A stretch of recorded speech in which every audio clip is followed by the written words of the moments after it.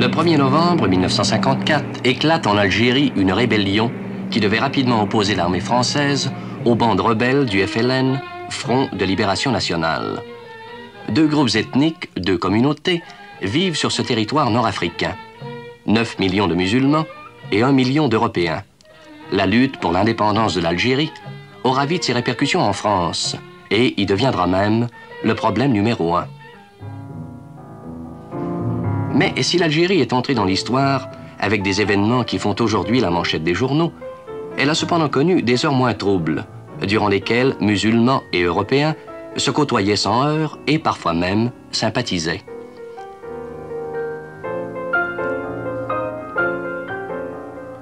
L'Algérie a connu, depuis le début du siècle, une expansion économique et démographique considérable et un accroissement du niveau de vie dont les musulmans ont profité dans une certaine mesure.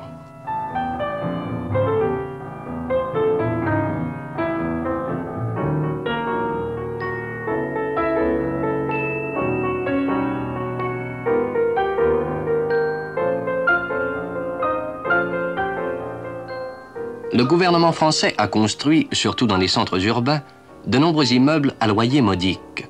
L'ouvrier musulman, dès la fin de la Seconde Guerre mondiale, devient locataire d'appartements dotés de tout le confort moderne.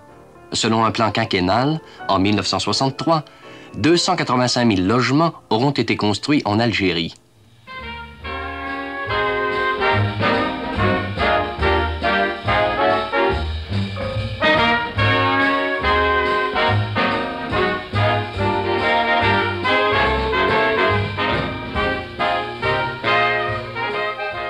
Alger-la-Blanche est une des plus belles villes du monde, avec son quartier occidental et sa casbah pittoresque, formée de milliers de petites ruelles fraîches et discrètes, parcourues par ces femmes musulmanes enveloppées dans leur traditionnel voile blanc. Ce quartier indigène deviendra rapidement un excellent refuge pour les rebelles algériens. Alger, ville de 700 000 habitants, s'accroche au flanc de quelques collines escarpées et domine une rade étonnante. Pendant de nombreuses années, elle a vécu dans une agréable insouciance, profitant sans compter de tous les plaisirs de la vie. C'était une ville heureuse, sans histoire et un peu folle, où, peu à peu, les deux communautés européennes et musulmanes s'intégraient l'une à l'autre. Dans les campagnes, le bled, dit-on là-bas, les nombreuses tribus ou peuplades qui forment les Algériens vivaient elles aussi sans histoire. À proximité de beaucoup de villages, on peut trouver un saint homme retiré dans un marabout, passant sa vie en prière et nourri de l'aumône des villageois. L'administration française a toujours encouragé le culte religieux et a également permis aux écoles coraniques de poursuivre leurs cours. Ces écoles disparaîtront cependant très vite quand éclatera le conflit algérien, car elles devinrent, pour la plupart, les alliés précieux des rebelles et les avocats de l'idée d'indépendance.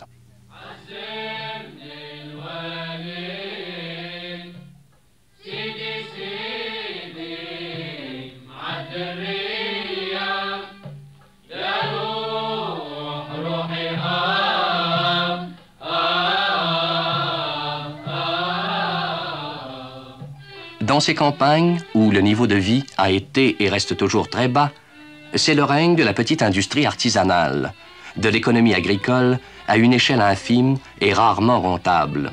Chaque famille tâche de récolter olives et céréales qui lui permettront de vivre. Le superflu, s'il y en a, est vendu au marché, le souk en échange de matières grasses, de morceaux de viande ou d'un pain de sucre.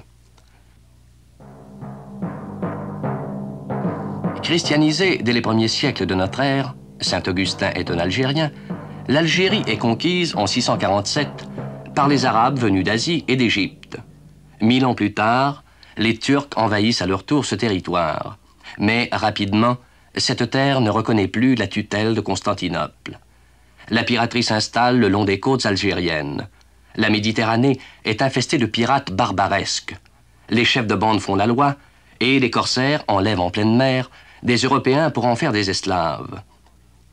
Devant ce danger constant et cette entrave à la navigation, 3 puissances navales, la France, la Grande-Bretagne et la Hollande, organisent une expédition punitive contre les pirates. Nous sommes au XVIIIe siècle. 1 an plus tard, l'Europe tente de s'entendre avec le Dey d'Alger afin de rétablir l'ordre dans la Méditerranée. Les négociations n'aboutissent pas et les puissances occidentales essaient de s'emparer par la force d'Alger.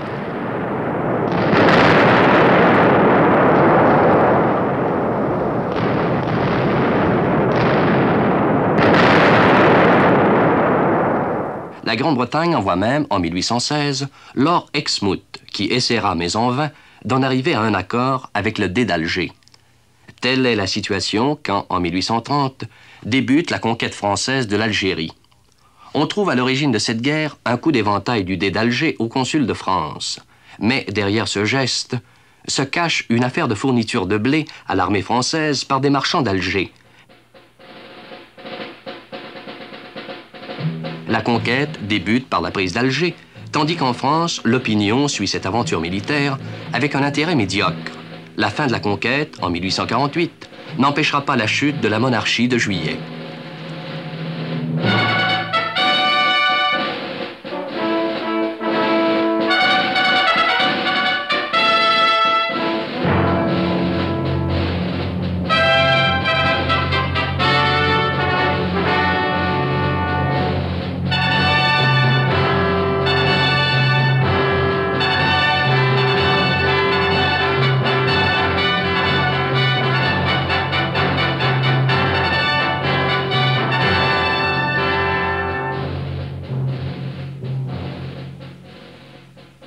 Après quelques assauts très meurtriers, la ville d'Alger tombe le 5 juillet 1830 et l'état-major annonce triomphalement la victoire de l'armée française.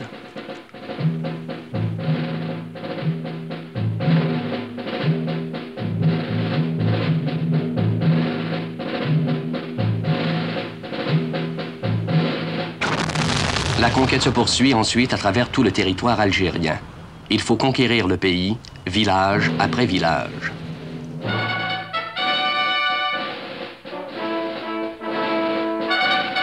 L'hostilité de l'opinion française est vive et se traduit par des caricatures qui bafouent soit le régime, soit l'armée d'Afrique. Au bas de cette caricature, on peut par exemple lire « Nous civiliserons ces Noirs ».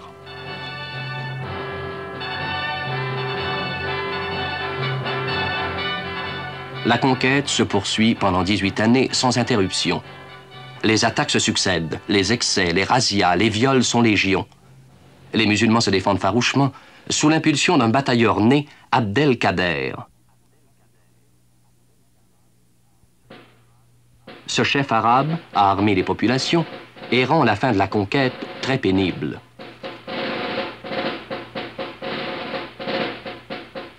La prise de Constantine dans l'est de l'Algérie est très dure.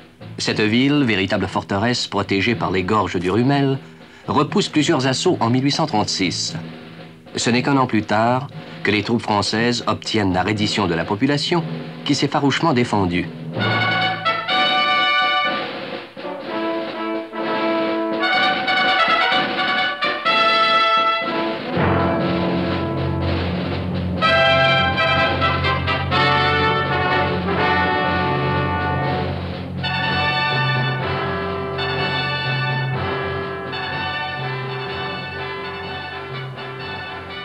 Le duc d'Orléans se distingue durant toute cette campagne africaine.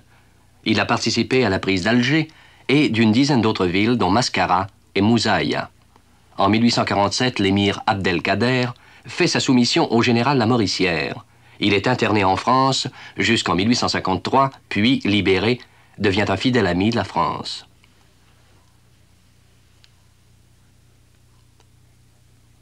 Mais la soumission d'Abdelkader n'amène pas pour autant la paix sur le territoire algérien. Pendant 50 ans, des soulèvements se produisent dans les massifs de l'Aurès, dans les oasis en Kabylie. Cette guérilla se poursuit avec son cortège de massacres, de décollations, d'embuscades. Les premiers colons européens sont la cible de ces bandes opposées à toute domination française.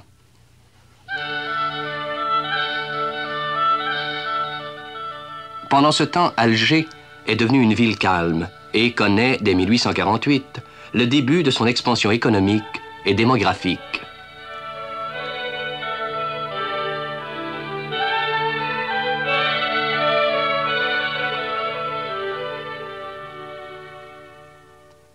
Les colons français commencent à affluer de plus en plus nombreux.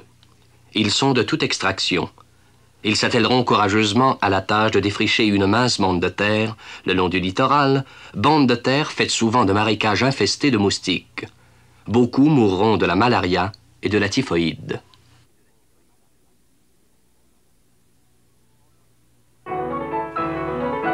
Pendant le demi-siècle qui a suivi le rétablissement de l'ordre en Algérie, soit de 1900 à 1954, avec des interruptions pendant les deux guerres mondiales, l'essor économique de l'Algérie, département français depuis 1848, a été spectaculaire.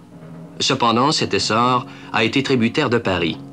Le budget de l'Algérie, dans les affaires françaises, a toujours été déficitaire et ce territoire d'outre-mer a sans cesse bénéficié d'une législation fiscale particulière. Mais depuis la fin de la Seconde Guerre mondiale, l'Algérie a vu ses institutions se développer à un rythme de plus en plus rapide.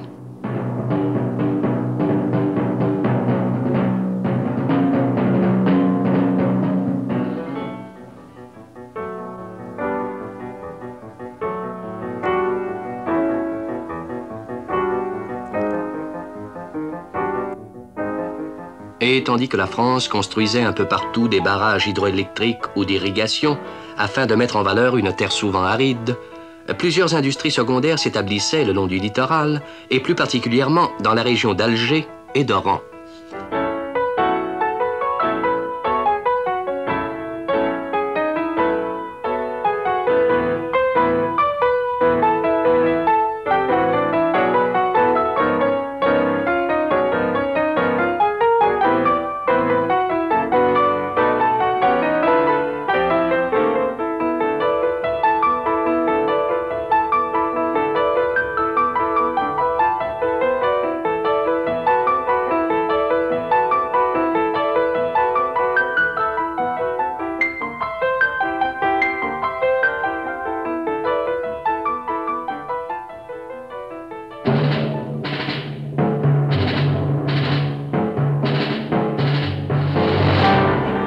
Il reste que l'économie de l'Algérie se caractérise toujours par une exportation des matières premières et une importation des produits finis de la métropole. Les agrumes, le vin, l'alpha et l'huile d'olive figurent parmi les produits exportés vers le marché domestique français. Cette dépendance économique de l'Algérie par rapport à la France a donné naissance à un important réseau maritime et aérien, sorte de pont permanent de 500 000 de long par-dessus la Méditerranée. En 1959, à la demande du président de Gaulle, un plan d'industrialisation très poussé a été mis sur pied. Il s'agit du plan de Constantine, qui est en train de doter l'Algérie d'une infrastructure industrielle importante et qui permettra sans doute un jour à ce pays de ne plus être à la remorque d'une grande puissance nourricière.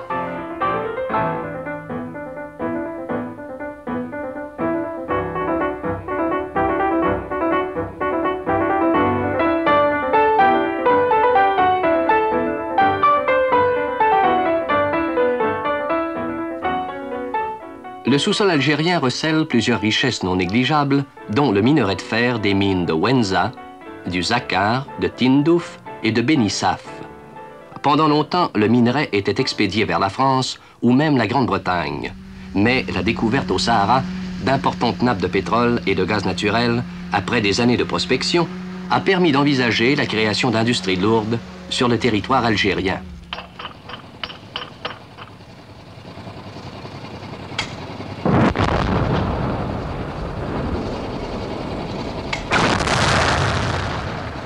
Très rapidement, les puits d'Assim et Saoud, d'Edjellé et d'Assirmel ont été mis en exploitation et les produits pétroliers acheminés par gazoducs et oléoducs vers les grandes villes de la côte algérienne et vers la France.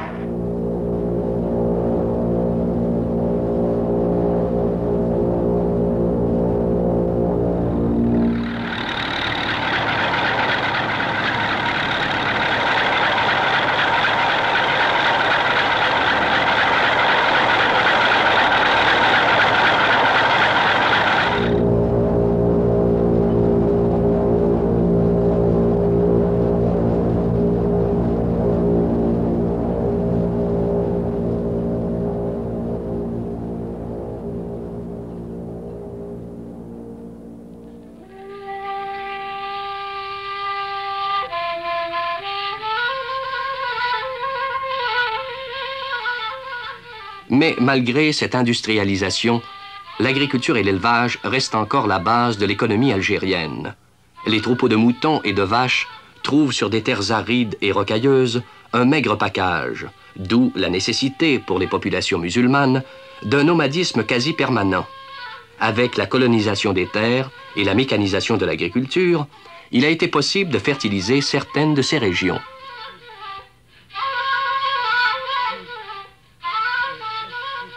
Le bled est cependant le royaume du colon. C'est lui qui a dirigé pendant longtemps l'assolement des terres, qui a implanté la culture de la vigne, amélioré celle de l'olivier, réformé les méthodes ancestrales de l'élevage. Mais alors que dans les centres urbains, où est concentré environ le tiers de la population, les deux communautés mènent une vie presque semblable, dans les campagnes le contraste entre les deux groupes ethniques est parfois frappant, ou du moins l'était, car le conflit algérien a fait se replier sur les grands centres la majorité des agriculteurs européens, premières victimes du terrorisme rebelle.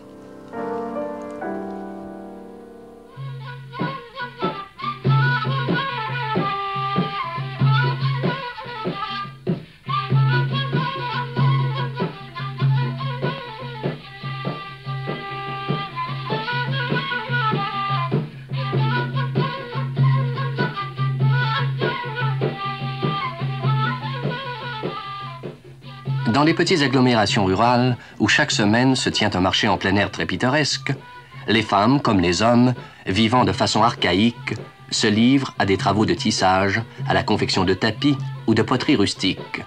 C'est une vie assez primitive et pauvre.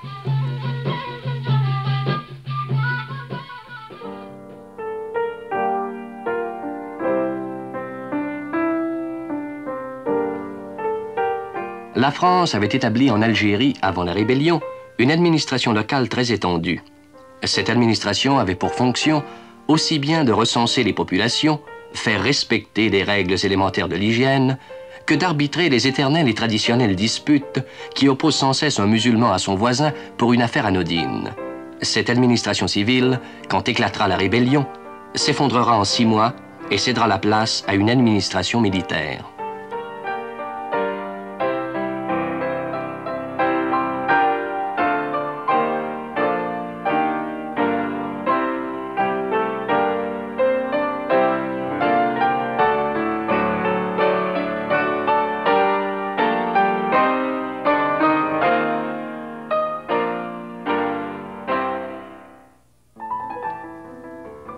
Parallèlement à cette implantation administrative, la France luttait contre l'analphabétisme et de nombreuses écoles accueillaient dans les agglomérations urbaines une foule de jeunes sans cesse croissante. Dans ces écoles, juifs, français, arabes suivent les mêmes cours, assis côte à côte et selon les programmes en vigueur dans les écoles primaires ou secondaires de France.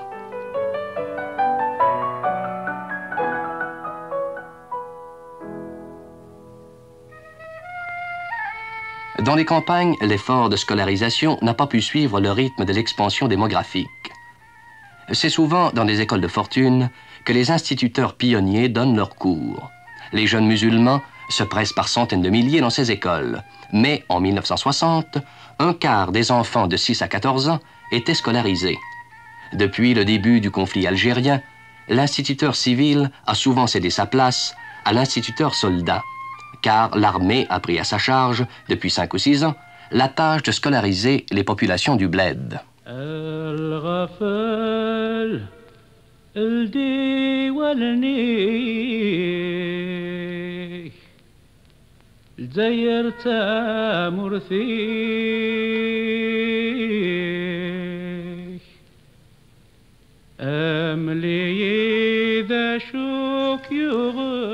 Telle était la situation du territoire algérien quand, à la suite d'une sécheresse prolongée et de difficultés économiques que la France connaissait au lendemain de la Seconde Guerre mondiale, éclata en mai 1945 la révolte de Sétif.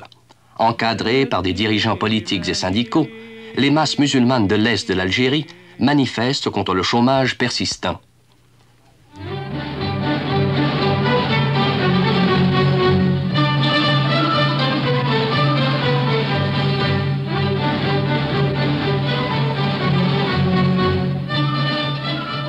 Un policier prend peur et abat dans une rue de Sétif un jeune porte-étendard. C'est le signal de la violence, d'un massacre qui fera quelques centaines de morts parmi les Européens et 10 000 tués chez les musulmans. Ce massacre sera toujours présent à l'esprit des populations indigènes, quand 9 ans plus tard éclatera la rébellion algérienne. Le 1er novembre 1954, dans toute l'Algérie, les rebelles, qui ne sont alors qu'une poignée, passent à l'attaque, brûlant les fermes, saccageant les récoltes et égorgeant Européens et musulmans. C'est l'affolement général dans les populations, alors que l'administration locale et Paris sous-estiment l'importance de cette vague d'attentats.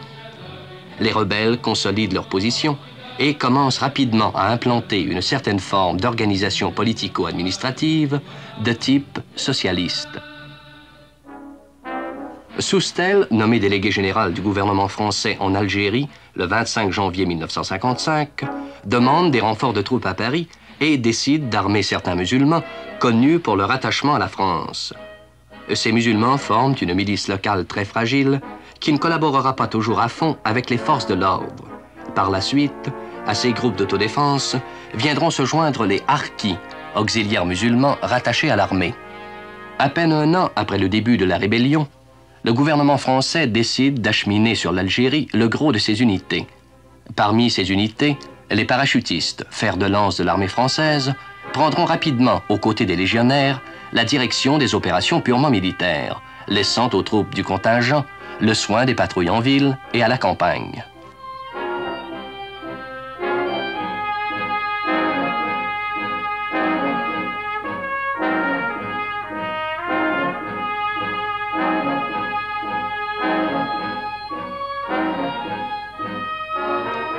Ces troupes du contingent, formées d'appelés qui font leur service militaire, sont implantées un peu partout en Algérie et se livrent à une tâche de pacification. Tâche qui comprend aussi bien la protection des récoltes, l'éducation des jeunes musulmans, que les embuscades de nuit et les opérations de police. Mais le gros de la guerre, les grandes attaques, sont confiées aux parachutistes et aux légionnaires qui auront une optique particulière de l'Algérie.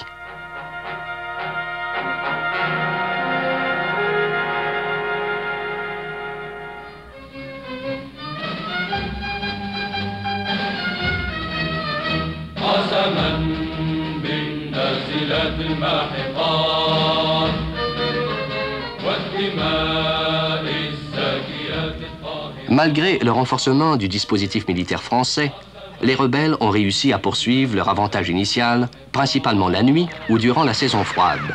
Et rapidement, les 3/4 de l'Algérie sont entre leurs mains.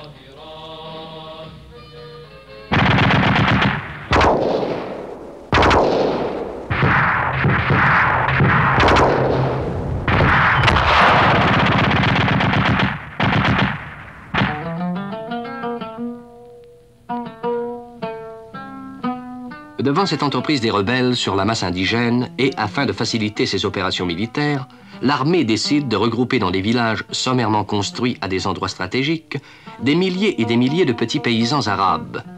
Ces villages de regroupement, très souvent entourés de fils de fer barbelés, gorgés d'une population faite pour vivre en plein air, devinrent de véritables taudis où les rebelles trouvèrent une complicité plus grande encore. Des milliers d'Algériens, vivant à proximité de la frontière tunisienne, se réfugièrent dans les camps d'hébergement tunisiens où les conditions de vie n'étaient guère meilleures qu'en Algérie.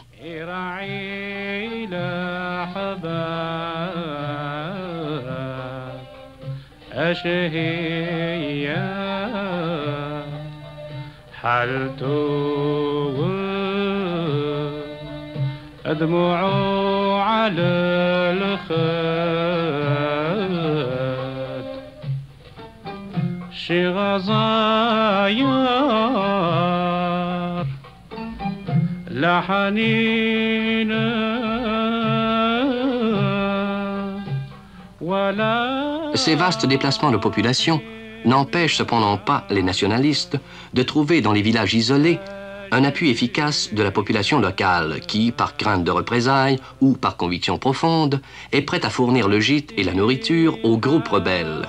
Ceux-ci deviennent rapidement des héros aux yeux des jeunes musulmans et peu à peu grandit dans les masses une conscience nationale.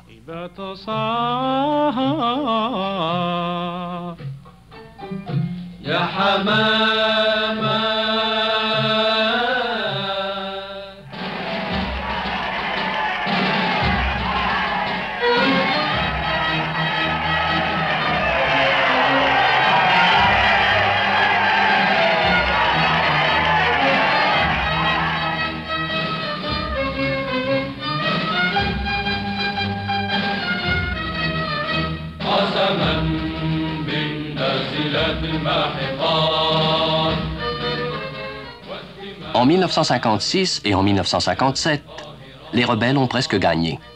Ils ont installé dans beaucoup de villages une administration révolutionnaire connue sous le nom d'organisation politico-administrative. Cette organisation endoctrine les foules, dirige la vie de la communauté, fait de la propagande, ouvre des écoles, explique le but de la révolution entreprise, bref, tente d'entraîner les masses toujours un peu hésitantes, en particulier la génération des plus de 40 ans, dans le grand courant de libération nationale.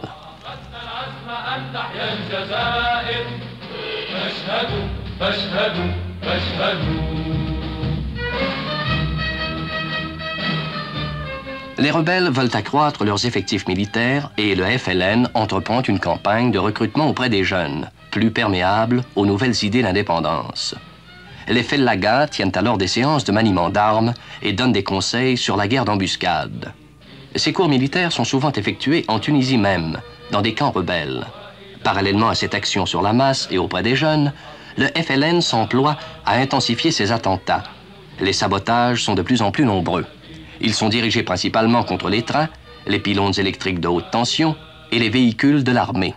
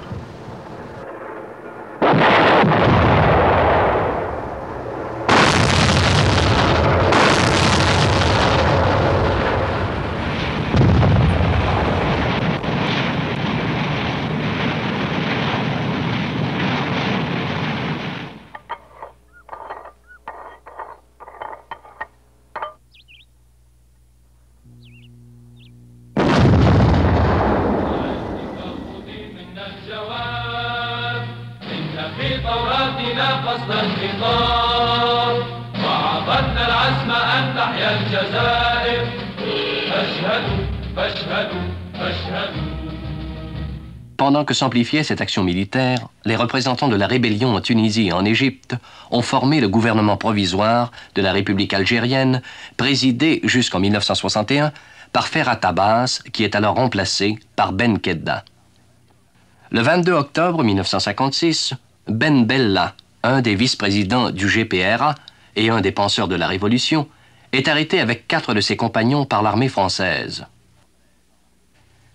Dès la première année de la rébellion, les pays du monde arabe affirment leur solidarité à la cause algérienne, critiquent sévèrement le colonialisme français et envisagent d'internationaliser le conflit. La conférence de Bandung en avril 1955 est le signal du départ de la solidarité afro-asiatique. Un peu plus tard d'ailleurs, l'Irak et l'Égypte se proposent d'envoyer des volontaires combattre aux côtés des Fellagas et consentiront même à financer en partie la guerre d'Algérie.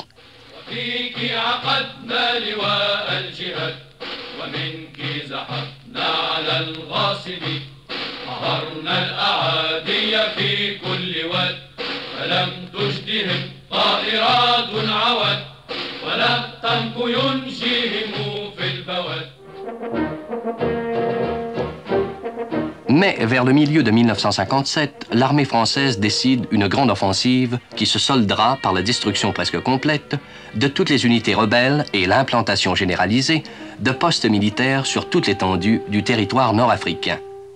La contre-offensive débute dans la Casbah d'Alger, où les parachutistes livrent une véritable guerre de rue à l'organisation rebelle. La répression est très dure et les Fellagas sont temporairement chassés de la métropole algérienne.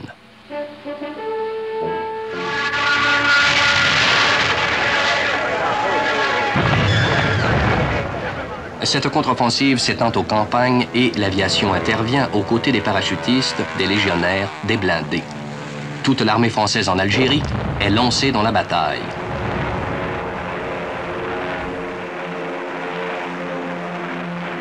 L'attaque française se précisera même fin 1958 quand le général Maurice Challe, aujourd'hui en prison à la suite de sa tentative de renverser le régime de Gaulle en avril 1961, décidera un ratissage complet de l'Algérie d'ouest en est afin de refouler les rebelles vers la Tunisie.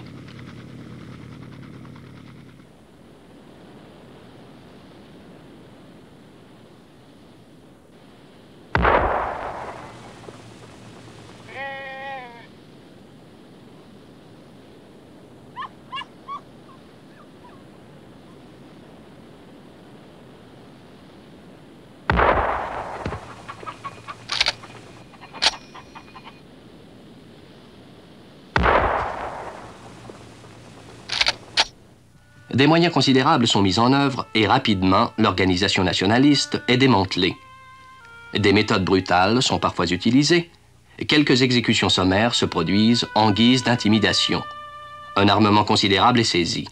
Armement disparate venant aussi bien des États-Unis que des pays communistes. De nombreux suspects sont interrogés ou emprisonnés.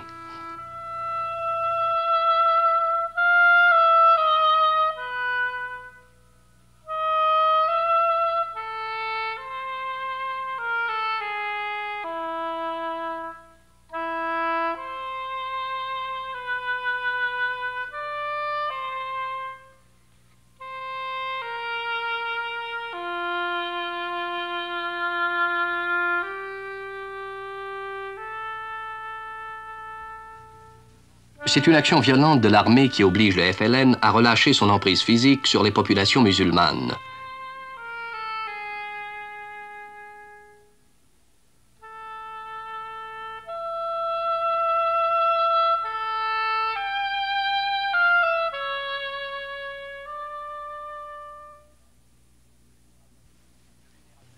Le général Massu, avec son légendaire béret rouge, se distingue dans ses combats à la tête des unités parachutistes. Ces combats se poursuivent jusqu'au début de 1960 par une succession de grandes opérations très efficaces.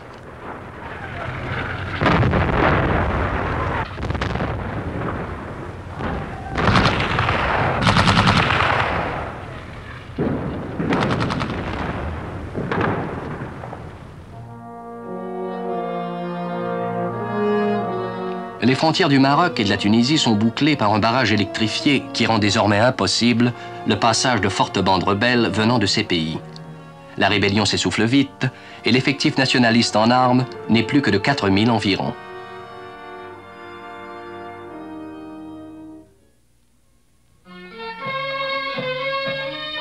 Mais si le GPRA a perdu la guerre militaire, son idéal révolutionnaire connu jusqu'au fin fond de l'Algérie n'en continue pas moins de fermenter. Les nationalistes algériens intensifient leur action diplomatique internationale. Tunis est devenu le siège officiel du GPRA, qui donne de nombreuses conférences de presse afin d'ameuter l'opinion mondiale, qui n'a en somme pas beaucoup entendu parler de ce conflit. Survient alors le bombardement de la petite bourgade tunisienne de Sakiet Sidi Youssef par l'aviation française le 8 février 1958. Ce bombardement, par les répercussions internationales qu'il soulève, est à l'origine des événements du 13 mai 1958, de la chute de la 4e République française et du retour au pouvoir du général de Gaulle. Le premier résistant français, lors de la dernière guerre mondiale, est acclamé comme un sauveur par les Européens d'Algérie. Les musulmans, de leur côté, vénèrent cet homme qu'ils ont appris à connaître de 1942 à 1945. Nous allons le montrer, pas plus tard que dans 3 mois, dans l'occasion solennelle où tous les Français, y compris les 10 millions de Français d'Algérie, auront à décider de leur propre destin. Moi, de Gaulle, à ceux-là, j'ouvre la porte de la réconciliation.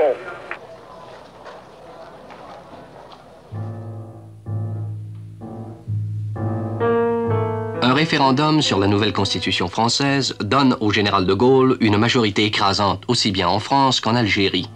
C'est l'homme de la situation qui a les pleins pouvoirs pour réussir là où les précédents gouvernements ont échoué. Les masses musulmanes, fatiguées de cette guerre qui dure depuis plus de 4 ans, n'aspirent qu'à une seule chose, le retour de la paix. Malgré les consignes FLN, 80% de votants, dont 96% de oui, en Algérie.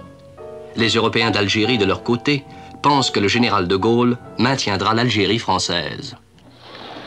Mais au fil des discours du président de Gaulle, les Européens d'Algérie constatent que l'homme en qui ils avaient mis toute leur confiance envisage au contraire l'indépendance du territoire par le processus de l'autodétermination une fois le cessez-le-feu proclamé.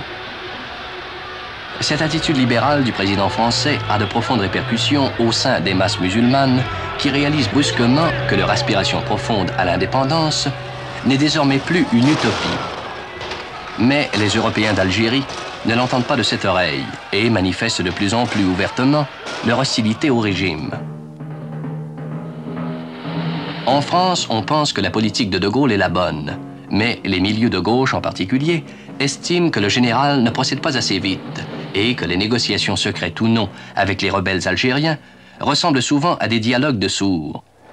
L'opposition se fait de plus en plus vive dans les cercles européens d'Algérie et une fraction de l'armée est gagnée par cette animosité envers le régime. Les musulmans, au contraire, continuent à voir en de Gaulle le seul homme susceptible de mettre fin au conflit et même d'accorder son indépendance à l'Algérie. Le 24 janvier 1960, les activistes d'Alger tentent de refaire le 13 mai 1958 et de renverser le gouvernement de Paris en dressant des barricades dans le centre d'Alger.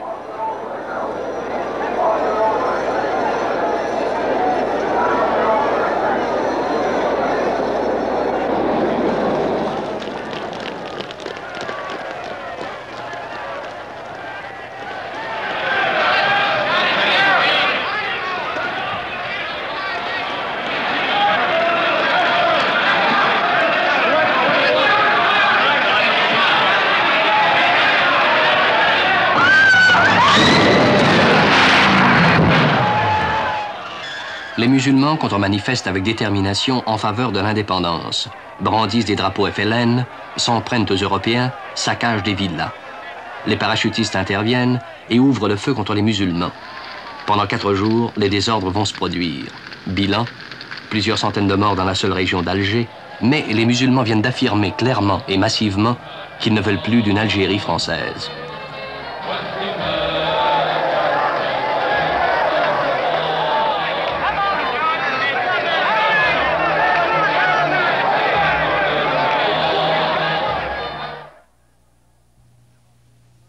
Devant ces événements, le gouvernement provisoire de la République algérienne se réunit à plusieurs reprises à Tunis pour étudier la situation et la ligne de conduite à adopter dans ses négociations avec Paris.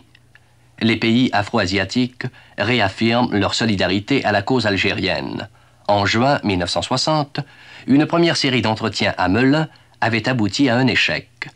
Le président de la Tunisie, M. Bourguiba, ami de Ferhat Abbas, rencontre de Gaulle le 27 février 1961, à la suite de quoi Paris et le GPRA annoncent la reprise des négociations pour avril 1961 à Évian. Devant le danger d'un accord prochain, un carteron d'anciens officiers français, dont les généraux Salan, Charles, Zeller et Joux, provoque, avec l'appui des unités de la Légion, un putsch militaire le 22 avril. L'Algérie est coupée de la métropole et une menace plane sur la France. Le parachutage de la Légion sur Paris.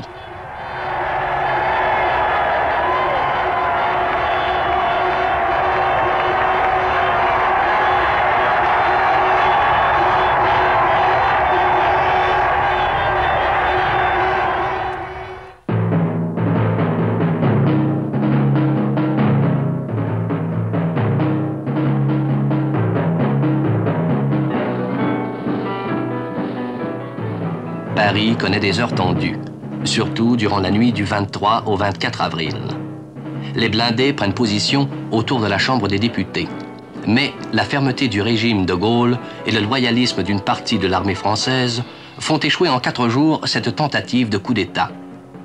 Le général Charles se rend, tandis que Salan, le militaire le plus décoré de France, prend le maquis et met sur pied, avec des déserteurs militaires et les activistes européens, l'organisation de l'armée secrète, l'OAS.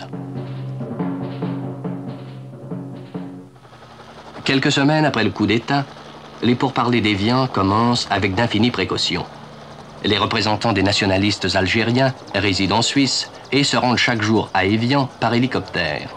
M. Louis Jox, ministre des Affaires algériennes, dirige la délégation française. Belkacem Krim, celle du GPRA.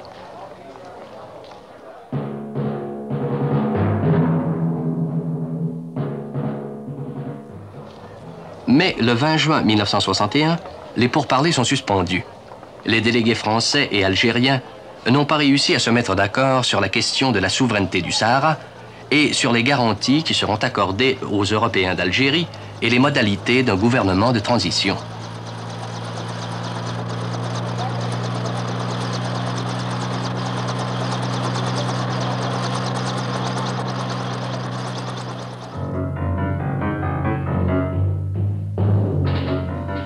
Profitant de ce répit, en Algérie comme en France, l'OAS multiplie les attentats, fait exploser des charges de plastique dans les édifices publics ou devant le domicile de personnalités politiques favorables à l'indépendance de l'Algérie.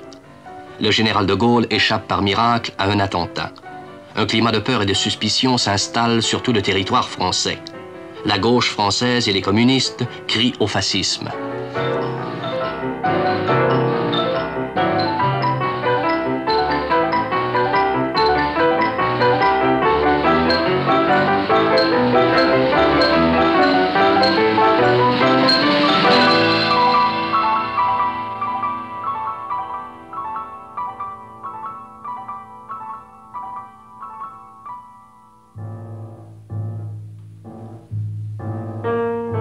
Les quelques 400 000 musulmans qui travaillent en France manifestent le 19 et le 20 octobre contre une loi de couvre-feu qui leur est imposée pour réduire le nombre des attentats rebelles contre les postes de police et les règlements de compte entre MNA et FLN, les deux groupes rebelles rivaux en France. Des centaines d'entre eux sont déportés en Algérie.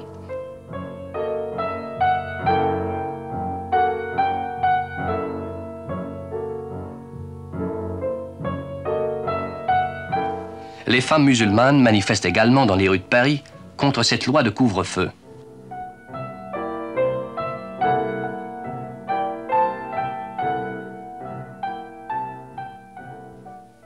En janvier 1962, la situation se présente comme suit. Le gouvernement français, favorable à l'indépendance de l'Algérie, garantit l'intégrité au territoire, bien que dans certains milieux, on n'écarte pas la possibilité d'une zone française en Algérie. Le GPRA est prêt à renouer les négociations en vue d'un cessez-le-feu et accepte l'idée de l'autodétermination. Seules des questions de procédure semblent retarder le règlement du conflit. L'OAS, de son côté, tente par tous les moyens de provoquer une crise du régime, de s'emparer du pouvoir et de conserver l'Algérie comme territoire français. Des forces qui semblent irréductibles s'opposent toujours. Nul ne sait quelle sera l'issue du conflit.